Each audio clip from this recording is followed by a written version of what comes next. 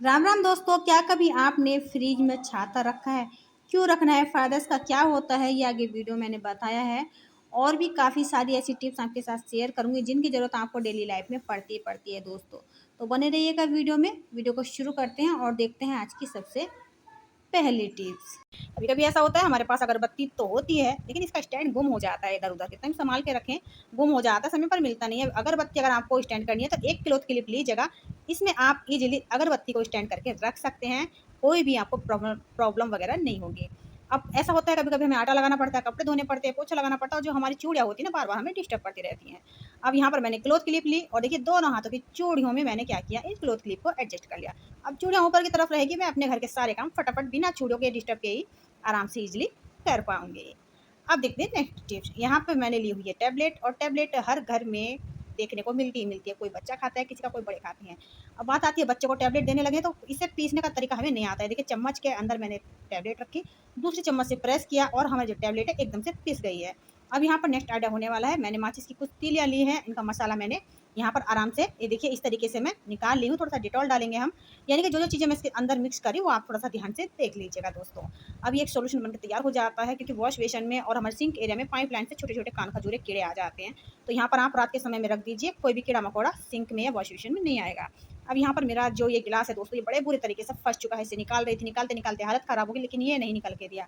तो देखिए अगर कभी आपके साथ सिचुएशन ऐसी आ जाती है, कोई भी बर्तन हो सकता है गिलास के अलावा भी, तो आप थोड़ा सा तेल डाल दीजिए। तेल आपको कोई सा भी ले लेना है, नारियल का है, जो भी आपके पास सरसों का है वो ले लीजिए। थोड़ा सा बर्तन के बीच में डाल दीजिए यहाँ पर देखिए, और फिर इस तरीके से घुमाया मैंने गिलास को जैसे ही, तो फिसल करके गिलास एकदम बाहर निकल गया है। तो है ना कमाल का आइडिया, ट्राई कर सकते हैं।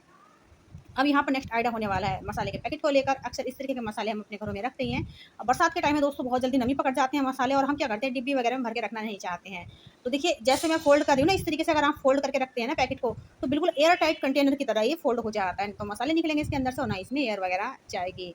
अब यहाँ पर मैंने पेन लिया, पेन खाली था, पेन तो फेंक दिया और कैप मैंने ले लिया। अब देखिए डबल साइड टेप मैंने कट किया पेन के कैप के नाप से, और यहाँ पर मैंने क्या किया, कैप को इसके ऊपर लगा दिया। अब मैं इसको लगाने वाली हूँ स्विच बोर्ड पे, या फिर आप कहीं पर भी अलमीरा वगैरह में लगा सकते हैं।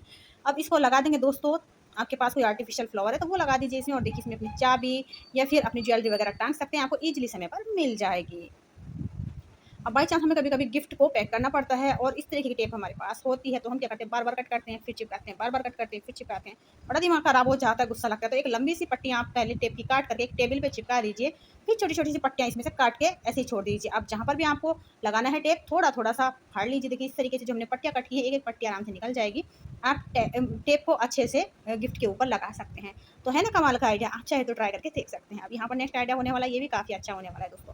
कपड़े धोते समय बड़े उलझते हैं, अगर आपके कपड़े भी उलझते हैं, परेशान हो जाते हैं, तो आप 1 या 2 पॉलीथीन इसके अंदर डाल दीजिए और अपनी मशीन को आप कपड़े धोने पे लगा दीजिए। दोस्तों आप देखेंगे ना, एक भी कपड़ा आपका बिल्कुल भी नहीं उलझेगा। ये पॉलीथीन से कपड़े जो हमारे होते हैं ना आपस में उलझते नहीं हैं। तो है ना, कितनी अच्छी-अच्छी टिप्स है। और जब आपको ड्राई करने हैं कपड़े तो भी आप पॉलीथीन को डाल दीजिए, आपके कपड़ों में तो सिलवट आएँगी और ना ही वो आपस में उलझेंगे ड्रायर में भी जा कर के। तो मैं तो इस तरीके से अपनी जो घर के काम होते हैं जिनसे मैं परेशान हो जाती हूँ, तो मैं तो भी थोड़ा-सा दिमाग लगा लेती हूँ दोस्तों, अपने काम आसान कर लेती हूँ। तो इसलिए कहते हैं वीडियो को थोड़ा-सा ध्यान से देख लिया कीजिएगा, आपके भी बहुत ज़्यादा काम आ सकते हैं ये टिप्स। अब यहाँ पर मैंने आलू लिया, आलू को मैंने थोड़ा-सा मतलब आधा कट किया और इसमें कुछ मैंने होल कर लेने हैं, खाने वाला मीठा सोडा मैंने इसके ऊपर लगा दिया। अब इसको ट्राई कहाँ करना है, देखिए स्विच बोर्ड हमारे घरों में होते हैं, तो इसको आप क्लीन कर सकते हैं। कितना भी जिद्दी मैल होगा ना, वो सब स्विच बोर्ड के ऊपर से आराम से हट जाएगा। आपका स्विच बोर्ड एकदम न्यू जैसा हो जाएगा। कभी-कभी बच्चे भी कलर लगा देते हैं, फिर वैसे भी गंदे हो जाते हैं। तो देखिए कितनी ईज़ी तरीके से मैंने साफ कर दिया है। देखिए मेरे जो हाथ है ना, इसमें थोड़ा-सा आपको फंगस वगैरह दिख रहा होगा। ये देखिए इस तरीके से ना बरसात के टाइम में, जाड़ों के टाइम में ना फंगस हमारे हाथों में लग जाते हैं, इन्फेक्शन सा हो जाता है, पानी लगता है, बहुत ज़्यादा परेशान हो जाते हैं ना, तो बर्तन मांज पाते हैं और ना ही पोछा वगैरह लगा पाते हैं। जैसे ही पानी में हाथ गए, वैसे ही हमें हाथों में बहुत ज़्यादा तकलीफ होने लग जाती है। तो कोलगेट ले लीजिएगा, कोलगेट से पहले आप क्या कीजिए, जहाँ पर भी इन्फेक्शन है, थोड़ा-सा इसको इस तरीके से ना साफ कर लीजिए। फिर तेल को गुनगुना कर लीजिएगा, और गुनगुने तेल को आप क्या कीजिए, जहाँ पर आपकी अंगुलियों के बीच में फंगस वगैरह हो गई है, चाहे पैर की हो चाहे हाथ की, वहाँ पर इस तेल को लगा लीजिएगा। यकीन मानिए दोस्तों, आपका जो हाथ या फिर पैर का फंगस है ना, एक ही रात में ठीक हो जाएगा। चप्पल हम खड़े कर देते हैं, धो कर के दोस्तों बड़े गिरते हैं, परेशान हो जाते हैं, तो एक क्लॉथ क्लिप लगा के रखें, चप्पल बिल्कुल नहीं गिरेंगे। अब यहाँ पर मैंने फर्नीचर को भी अच्छे से साफ कर लेना है दोस्तों, थोड़ा-सा तेल डाला और मैंने फर्नीचर पे अच्छे से फैला दिया है। इससे हमारे फर्नीचर की जो लाइफ होती है ना, वो भी बढ़ जाती है, और इसकी जो मतलब कि शाइन वगैरह होती है ना, वो भी नहीं जाती, न्यू की तरह रहते हैं। अब देखिए सिंदूर आपका अगर खत्म हो जाए, तो सूखा सिंदूर आप डाल दीजिए। ये देखिए इस तरीके से डालना है इसमें, और फिर आप क्या कीजिए, थोड़ा-सा इसमें या तो आप ग्लिसरीन डाल सकते हैं या फिर गुलाब जल इसमें डाल सकते हैं। तो यहाँ पर मैं ग्लिसरीन डाल दे रही हूँ दोस्तों, अगर आपके पास गुलाब जल है तो वो डाल लीजिए। तो घर पर ही आपका गीला वाला सिंदूर बनकर तैयार हो जाता है। तो यहाँ पर मैंने सिंदूर बना लिया और काफ़ी अच्छा बन कर के ये तैयार हुआ है। अब इस तरीके की मशीन कभी-कभी इसका जो कैप होता है ना वो खोया जाता है, तो इस तरीके से आप क्लेचर वगैरह लगा के रखें, हाथ वगैरह नहीं कटेगा, बच्चे वगैरह नहीं छुएँगे। अब यहाँ पर मैंने हल्दी ली, हल्दी को मैं क्या कह रही हूँ वॉशिंग मशीन में डाल रही हूँ।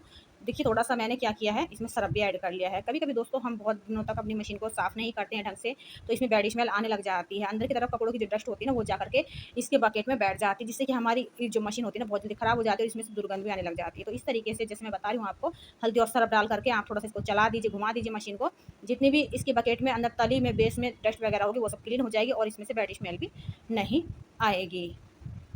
इस तरीके से दोस्तों अपनी मशीन को आप समय-समय पर क्लीन ज़रूर किया कीजिए, वरना आपकी मशीन बहुत जल्दी ख़राब हो जाती है, जाम पड़ जाती है और आपको प्लम्बर को बुला करके या फिर सुधारने वाले को बुला करके बहुत सारे पैसे भी देने पड़ते हैं और वो बहुत सारे पैसे लेकर के चला जाता है थोड़ा-सा काम करने के बाद ही। अब इसको आप ट्राई करके रखें दोस्तों, जब आपको मशीन को रखना है तो सुखा कर के मशीन को रखें, गीली मशीन आप कभी भी ना रखें। अब बढ़ते हैं नेक्स्ट टिप्स की तरफ। यहाँ पर मैंने पेन लिया है। पेन का निशान क्या होता है ना, बहुत बुरा होता है दोस्तों, और कभी-कभी कैप खोया जाता है तो हमारे कपड़ों में या बैग में निशान वगैरह लग जाते हैं तो गुस्सा आता है। अगर पेन का कैप खोया जाए तो सिल्वर फॉइल पेपर को काट करके आप 4-5 लेयर में फ़ोल्ड करके इस तरीके से कैप बना सकते हैं, जैसे मैंने बनाया है। देखिए टेप से मैंने अच्छे से चिपका दिया है। अब ये कैप का रूप ले चुका है। अच्छे से हमने इस तरीके से पेन में लगा करके रख लेना है। अब यहाँ पर नेक्स्ट आइडिया होने वाला है, आप थोड़ा-सा ध्यान से देख लीजिए दोस्तों, मैंने वीडियो काफ़ी फास्ट किया है ताकि आपका समय खराब ना हो। कभी-कभी हमसे गलत लिखा जाता है, फिर हमारे बच्चों से गलत लिखा जाता है और रबड़ हमारे पास होती नहीं है। तो आप ये पतले वाले जो छल्ले होते हैं ना, 1-2 रबड़ की तरह ना इसको इस्तेमाल कर लीजिए। देखिए पेंसिल के पीछे मैंने लगाए और कितने अच्छे से ये इरेज़ कर रहे हैं, यानी कि कितने अच्छे से इसने लिखा हुआ मिटा दिया है। तो समय पर अगर आपके पास चीज़ें नहीं है तो थोड़ा-सा दिमाग लगाकर अपना काम आसान कर सकते हैं। अब मान लीजिए दोस्तों हमें सर्कल बनाना है और हमारे पास कुछ है नहीं है ऐसा, तो कैसे बनाएँ? आपको ले लेना है पिन, छोटे-बड़े जैसे भी सर्कल बनाने हैं तो छोटे-बड़े पिन साइज़ के हिसाब से आप ले लीजिए और देखिए कुछ इस तरीके से पिन की मदद से भी आप अच्छे से सर्कल बना सकते हैं। तो है ना कमाल का आइडिया? हमारा काम यहाँ पर भी मैंने आसान कर लिया है। अब यहाँ पर मैंने क्या किया है, ये जो फ़ीता है ना इसी तरीके से खोलकर हम रख देते हैं दोस्तों, तो ये फैला रहता है। तो देखिए आपने क्या करना है, फ़ीते को पहले अच्छे से फ़ोल्ड कर लेना है। देखिए फ़ोल्ड करने के बाद हम इसमें लगाएँगे एक रबड़ बैंड, और रबड़ बैंड से ना हम क्या करेंगे, इस फ़ीते को सिक्योर कर देंगे, यानी कि फ़िक्स करके रखेंगे। अच्छे से ऑर्गनाइज़ रहेगा, बिल्कुल भी फैला-फैला नहीं रहेगा, तो ये कटे-फटेगा भी नहीं और ऑर्गनाइज़ भी रहने वाला है। अब इसी तरीके से जो हमारी ये धागा भरने वाली फ़िरकी होती है ना, ये भी गुम हो जाती है। तो देखिए इसमें मैंने रबड़ बैंड लगाया और रील के साथ अटैच करके रख दिया, अब ये गुम नहीं होगी। अब यहाँ पर मैंने चश्मा लिया दोस्तों, चश्मे सभी के घरों में मतलब लगाए जाते हैं और चश्मा ना क्लीन करना बहुत ज़्यादा ज़रूरी हो जाता है। तो हम बहुत चीज़ों से क्लीन करते हैं, लेकिन एक बार आप इस तरीके से क्लीन करके देख सकते हैं अगर आपका मन है तो। यहाँ पर मैंने नारियल का तेल थोड़ा-सा डाला, नारियल का तेल एकदम स्मूथ होता है, इससे चश्मे के ग्लास पे कोई भी रैसेस वगैरह नहीं पड़ते हैं। और जो हमारे पास पाउडर होता है, ये मैं थोड़ा-सा इस पे डाल दे रही हूँ, ये देखिए, और पाउडर भी इतना बारीक महीन होता है दोस्तों, तो इससे भी स्क्रैच वगैरह नहीं आते। मैं अपने चश्मे को क्लीन करती रहती हूँ, मेरा चश्मा कभी तो खराब नहीं हुआ। भई आपकी मर्ज़ी है, आप चाहे तो ट्राई करके देख सकते हैं, बल्कि इसमें जो डस्ट वगैरह होगी ना, जितनी भी अ, जिद्दी जो मैल वगैरह जम जाता है चीज़ों पे, वो भी सब रिमूव हो जाएगा। अब देखिए कितने अच्छे से मैंने इस चश्मे को क्लीन कर लिया है। अब रुमाल से हम पोंछ देंगे, जो पाउडर था उसने पूरा तेल अपने अंदर एब्ज़ॉर्ब कर लिया था और चश्मा हमारा नीट एंड क्लीन हो चुका है। एकदम इसके लेंस क्लीन हो चुके हैं। तो ये देखिए एकदम से चश्मा हमारा साफ-सुथरा क्लीन आपको यहाँ पर दिख रहा होगा। अब दोस्तों मैंने लिया हुआ है छाता, और इस छाते को मैं क्या कर रही हूँ, फ्रिज में रख रही हूँ। अब आपको दिमाग में यही आ रहा होगा कि छाते को फ्रिज में कौन रखता है भाई, अजीब बात है। तो मैं बताऊँगी आपको रखना क्यों है। सबसे पहले आप छाते को 5 मिनट के लिए या फिर 10 मिनट के लिए फ्रिज में रखा हुआ छोड़ दीजिए। तो यहाँ पर मैंने 5 मिनट बाद इसको निकाल लिया है दोस्तों। चलिए मैं बताती हूँ ये मैंने फ्रिज में रखा क्यों है। अब छाते हम सभी अपने घरों में इस्तेमाल करते हैं और कभी-कभी तो ऐसा होता है ना, छाता हमारा बहुत ज़्यादा पुराना हो जाता है, लेकिन हम उसको बदलते नहीं हैं या फिर फेंकते भी नहीं हैं, क्योंकि हमें लगता है कि अभी हम इसको और यूज़ कर सकते हैं। लेकिन ऐसा होता है ना, पुराना छाता जब ज़्यादा हो जाता है तो उसमें एक समस्या आपने देखने को मिलती है। इसमें जो ये जैसे इस छाते में आपको तार दिख रहे होंगे, तार, और जो इसमें छड़ी होती है ये वाली, ये काफ़ी बार ना लूज़ हो जाती है, यानी कि स्टैंड नहीं हो पाती है। अब परेशान हम हो जाते हैं, जैसे कि हम मान लीजिए छाता खोल करके रख देते हैं, जैसे बारिश वगैरह में से आए हैं और छाते को हम खोल करके वैसे रख देते हैं साइड में, तो छाता स्टैंड नहीं हो पाता, खुल नहीं पाता है, छाता बार-बार बंद होता रहता है। क्योंकि इसकी जो ये स्टिक होती है छड़ी, ये यहाँ से ढीली हो चुकी होती है। आपने बहुत बार नोट किया होगा कि आप छाते को खोल करके रखना चाहते हैं और छाता तुरंत ही अपने आप ही बंद हो जाता है। और कभी-कभी तो इसके जो ये तार हैं, ये भी इतने ढीले पड़ जाते हैं कि छाता अच्छे से कस के खुल ही नहीं पाता है, छाता लगता है जैसे मुरझा गया हो। क्योंकि ये जो होते हैं ना, तार इसके ढीले हो जाते हैं। अब आपको करना क्या है मैं आपको ये बताऊँगी। अब दोस्तों देखिए इस तरीके से छाते को हम खोल के रखते हैं, तो ये बंद होता रहता है बार-बार, यानी कि ढीला हो जाता है। तो जब आप फ्रिज में इसको रख देते हैं ना, तो ये ठंडा होने के कारण इतना जम जाता है, इतना सेट हो जाता है कि ये बिल्कुल भी फ्री नहीं होता, यानी कि आप समझ लीजिए लूज़ नहीं रहता, ढीला नहीं रहता। छाता आपका अच्छे से स्टैंड होने लग जाता है, खुलने लग जाता है। जो इसमें ढीलापन होता है इसके तारों में और छड़ी वगैरह में, वो ख़त्म हो जाता है और अच्छे से इसके जो स्प्रिंग वगैरह होते हैं छाते के अंदर के जितने भी, वो टाइट हो जाते हैं फ्रिज में रखने से। अब चाहे तो आप ट्राई करके देख सकते हैं, भई मैं तो ऐसे ही करती हूँ दोस्तों। आई होप ये छोटी सी ट्रिक आपको यूज़फुल लगी होगी। तो कितना ही पुराना छाता है आप उसको भी ईज़िली अच्छे से स्टैंड करा सकते हैं।